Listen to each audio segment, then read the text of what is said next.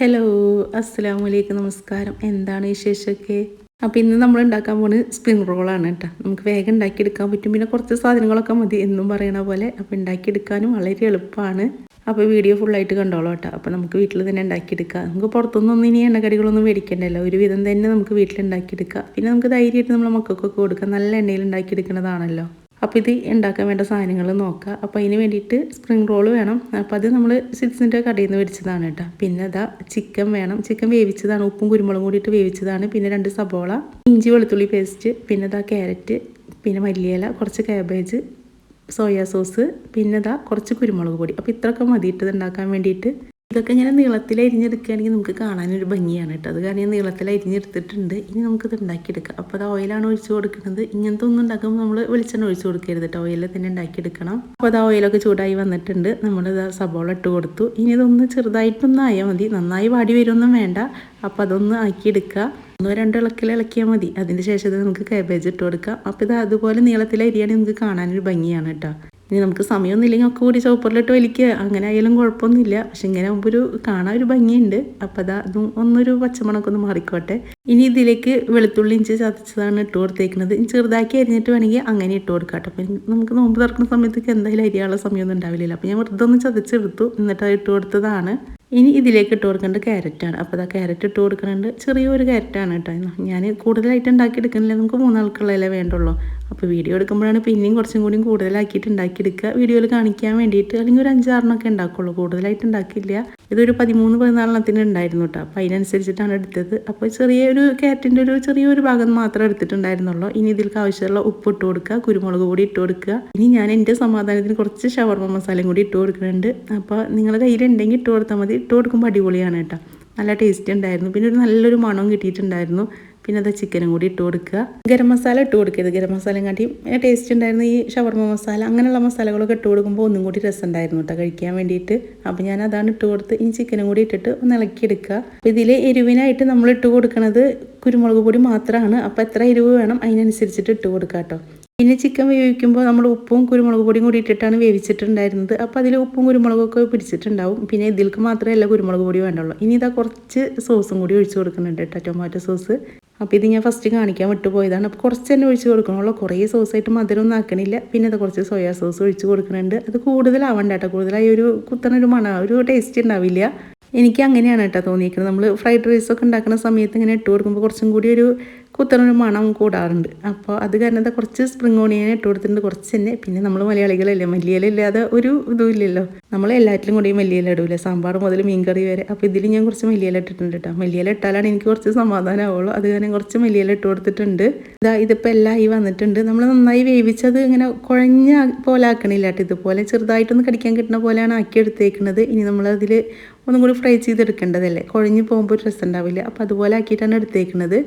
ഇനി അതാ ചൂടാറി വന്നിട്ടുണ്ട്. അപ്പോൾ നമ്മൾ കുറച്ച് മൈദ പച്ചവെള്ളത്തിൽ കലക്കി വെച്ചിട്ടുണ്ട്, ഇതൊന്ന് ഒട്ടിച്ചെടുക്കാൻ വേണ്ടിയിട്ട്. ഇനി ഇതാ സ്പ്രിംഗ് റോൾ എടുക്കുക. ഉണ്ടാക്കിയെടുക്കാൻ ഭയങ്കര എളുപ്പമാണ് കേട്ടോ. പിന്നെ ഫസ്റ്റൊക്കെ ഉണ്ടാക്കുകയാണെങ്കിൽ നമുക്ക് ചെറുതായിട്ട് ഷേപ്പൊക്കെ ഒന്ന് മാറിപ്പോവും. അതിപ്പോൾ അങ്ങനെയല്ലേ, നമ്മൾ എല്ലാ വർഷവും സമൂസ ഉണ്ടാക്കും റംസാനായാൽ. എന്നാൽ പിറ്റത്തെ വർഷം നമ്മൾ സമൂസ ഷീറ്റ് എടുത്തിട്ട് ആദ്യമായിട്ട് അങ്ങനെ ഉണ്ടാക്കുന്ന സമയത്ത് നമുക്ക് അങ്ങോട്ട് തെറ്റിപ്പോവും. അതൊക്കെ നമുക്ക് എല്ലാറ്റിലും പറ്റുന്നതാണ്. അതേ ഒരു തെറ്റിലാണ് കേട്ടോ എനിക്ക് ഇതിലും പറ്റിയത്. ക്യാമറയുടെ മുന്നിലല്ലാത്ത സമയത്ത് നമ്മളിത് ഉണ്ടാക്കുമ്പോൾ നല്ല ഇതായിട്ട് കിട്ടും.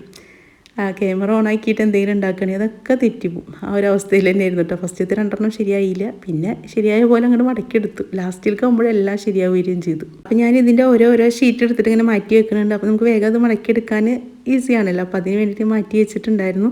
ഇനി ഇതാ ഇതിൽ നിന്ന് കുറച്ചും കൂടി വെച്ച് കൊടുക്കുക. അതെങ്ങനെ മടക്കി വരിക, എന്നിട്ട് ഇതാ ഈ 2 സൈഡിൽ നിന്നും ഇതുപോലെ എടുക്കുക. കണ്ടില്ലേ, ഇതുപോലെ എടുത്തിട്ട് പിന്നെ അങ്ങോട്ട് മടക്കിയെടുക്കുക. അപ്പോൾ പറയാനൊക്കെ നല്ല എളുപ്പമാണ് കേട്ടോ. ഞാൻ പറഞ്ഞല്ലോ, ഫസ്റ്റ് എനിക്ക് മടക്കിയെടുക്കാൻ അറിയാത്ത പോലെയായിരുന്നു. ഇനി ഇതാ ആ ഒരു പേസ്റ്റും കൂടി വെച്ച് കൊടുക്കുക. എന്നിട്ട് ഇതാ ഇതുപോലെ മടക്കി ഒന്ന് ഒട്ടിച്ച് കൊടുക്കുക. ഇനി നമുക്കത് പൊരിച്ചെടുക്കുകയും വേണ്ടുള്ളൂ കേട്ടോ. ഇനിയിപ്പോൾ ഒന്നും കൂടി കാണിച്ച് തരാം. ഇപ്പോൾ ഇതാ ഇതുപോലെ വെക്കുക. എന്നിട്ട് അതിൻ്റെ ആ ഒരു സൈഡിൽ ഈ ഒരു മസാല വെച്ച് കൊടുക്കുക. അതാ ഇതുപോലെ വെച്ച് കൊടുക്കുക. ഇനി ഇതങ്ങനെ ഒന്ന് 2 മടക്കിൽ മടക്കിയതിൻ്റെ ശേഷം ഈ ഒരു സൈഡിൽ നിന്നും അപ്പുറത്തെ സൈഡിൽ നിന്നും കൂടി എടുത്തിട്ട് ഇങ്ങനെ ഒന്ന് മടക്കി കൊടുക്കുക. ഇനി ഇതാ ഇങ്ങനെ ഒന്ന് റോൾ ചെയ്തെടുത്താൽ മതി. ലാസ്റ്റ് കുറച്ച് ആ ഒരു പശയും കൂടി വെച്ച് കൊടുക്കണം, മൈദ പശ. അപ്പോൾ അത് വെച്ചിട്ട് ഇതുപോലെ ആക്കിയിട്ട് അങ്ങോട്ട് ഒന്ന് ഇതാക്കിയെടുത്താൽ ഒട്ടി വരും കേട്ടോ. ഇങ്ങനെ പൊട്ടി പോകുന്നില്ല, നമ്മൾ പൊരിച്ചെടുക്കുമ്പോൾ എണ്ണയിൽ പോവും, ആ ഒരു പേടിയൊന്നും വേണ്ട. പിന്നെ എല്ലാവരും ഉണ്ടാക്കുന്ന അതേ ഷേപ്പൊന്നും ആവില്ലല്ലോ, നമ്മൾ കുറച്ചൊക്കെ വ്യത്യാസം ഷേപ്പൊക്കെ ആവും. അപ്പോൾ അങ്ങനെ വിചാരിച്ചിട്ട് നമുക്ക് സമാധാനിക്കാം. ഞാനിതാ ബാക്കിയെല്ലാം ഇതുപോലെ ആക്കിയെടുക്കുന്നുണ്ട് കേട്ടോ. അപ്പോൾ എൻ്റെ വീഡിയോ ആദ്യമായിട്ട് കാണുന്നവരാണെങ്കിൽ, നിങ്ങൾക്ക് എൻ്റെ വീഡിയോ ഇഷ്ടപ്പെടുകയാണെങ്കിൽ, സബ്സ്ക്രൈബ് ചെയ്യാത്തവരാണെങ്കിൽ ഒന്ന് സബ്സ്ക്രൈബ് ചെയ്തോളൂ കേട്ടോ. അതുപോലെ തന്നെ വീഡിയോ ഇഷ്ടപ്പെട്ടാൽ ഇല്ലെങ്കിൽ നിങ്ങൾ കമൻറ്റിൽ കൂടെ പറയണേ. അപ്പോഴാണ് എനിക്ക് പുതിയ വീഡിയോ ഒക്കെ ഇടുമ്പോൾ അത് മാറ്റിയിട്ടൊക്കെ ചെയ്യാൻ പറ്റുള്ളൂ. ഇനി ചിക്കൻ കഴിക്കാത്തവരൊക്കെ ആണെങ്കിൽ ചിക്കൻ ഒഴിവാക്കാം കേട്ടോ. ചിക്കൻ ഒഴിവാക്കിയിട്ട് ബാക്കി എല്ലാം കൂടിയിട്ടിട്ടും ഇതുപോലെ തന്നെ ഉണ്ടാക്കിയെടുക്കാൻ പറ്റും. നല്ല രസമാണ് കേട്ടോ കഴിക്കാൻ വേണ്ടിയിട്ട്. അധികം മസാല ഒന്നും ഇഷ്ടമില്ലാത്തവർക്ക് എന്തായാലും നല്ല ഇഷ്ടമാവും. അപ്പോൾ മക്കൾക്കൊക്കെ കൊടുക്കാൻ നല്ലതാണ്. പിന്നെ കുറേ വെജിറ്റബിളൊക്കെ ഉണ്ടല്ലോ, നമുക്ക് ഇഷ്ടമുള്ളതൊക്കെ ഇതിൽ മുറിച്ചിടാം. അപ്പോൾ ഇനി ബാക്കിയുള്ളതും കൂടി ഇതുപോലെ അങ്ങോട്ട് മടക്കിയെടുക്കുക. ഞാൻ പറഞ്ഞില്ലേ, അപ്പോൾ ഓരോന്നോരോന്ന് ഷേപ്പായി വരുന്നുണ്ട് കേട്ടോ. ഫസ്റ്റത്തെ പോലെയല്ല, ഇപ്പോൾ കുറേ ശരിയായി വരുന്നുണ്ട്. അതിപ്പോൾ അങ്ങനെ തന്നെയാണ്, നമ്മൾ എന്ത് മടക്കിയെടുക്കുകയാണെങ്കിലും ആദ്യത്തൊക്കെ നാശമാവും, പിന്നെ അങ്ങോട്ട് ശരിയായി വരുന്നേ. അപ്പോൾ മടക്കണ ആ ഒരു ഇത് കഴിഞ്ഞു. ഇനി നമുക്കിതൊക്കെ ഒന്ന് പൊരിച്ചെടുക്കണം. അപ്പോൾ ലാസ്റ്റത്തെയും കൂടി മടക്കിയെടുത്തിട്ടുണ്ട് കേട്ടോ. അപ്പോൾ ഇത്രയാണ് നമുക്ക് കിട്ടിയേക്കുന്നത്.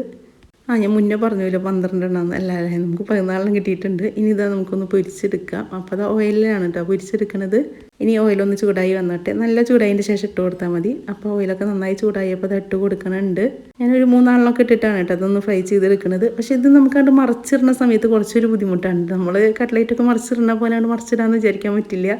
2 കയ്യിലൊക്കെ വേണം. ഒരെണ്ണം എടുത്തിട്ട് ഇങ്ങനെ മാറ്റിയിട്ടൊക്കെ ഇട്ട് കൊടുക്കണം. എന്നാലാണ് അതിങ്ങനെ കണ്ടില്ലേ, ഇതുപോലൊക്കെ ആക്കി ഇട്ട് കൊടുത്താലാണ് ഒന്നും മറിഞ്ഞ് വരുള്ളൂ. അല്ലെങ്കിൽ ഒരു സൈഡ് മാത്രം ഇങ്ങനെ മുരിഞ്ഞ് വരും. അപ്പം ഇതുപോലെ മറിച്ചിട്ട് കൊടുക്കണം.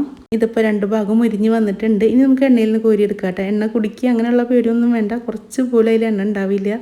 അപ്പോൾ ഇതുപോലെ അങ്ങോട്ട് കോരിയെടുക്കുക.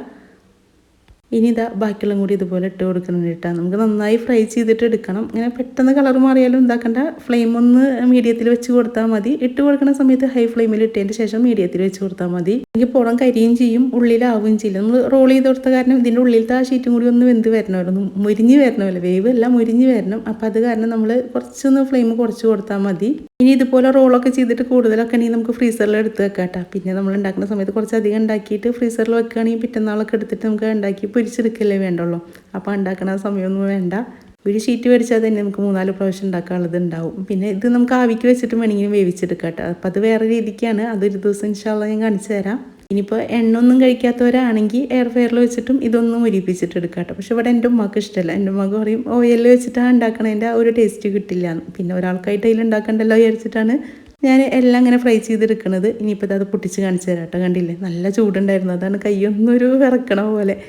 ഉള്ളിലത്തെ മസാല നല്ല ടേസ്റ്റാണ് കേട്ടോ. അപ്പോൾ എല്ലാവരും ഒന്ന് ഉണ്ടാക്കി നോക്കി വെക്കുക. ഇഷ്ടപ്പെടുകയാണെങ്കിൽ എൻ്റെ അടുത്ത് വന്ന് പറയണേ. അപ്പോൾ ഞാൻ ഈ വാചകം അടിച്ച പോലെ വലിയ പണിയൊന്നും ഇല്ല കേട്ടോ. നമുക്കിത് പെട്ടെന്ന് ഉണ്ടാക്കിയെടുക്കാൻ പറ്റുന്നതാണ്. സാധനങ്ങൾ മുറിച്ചെടുക്കണം, ആ ഒരു ഇത് തന്നെ ഉള്ളൂ. അപ്പോൾ ഇൻഷാല്ലാ ഇനി നല്ലൊരു വീഡിയോ ആയിട്ട് നമുക്ക് അടുത്ത ദിവസം കാണാം.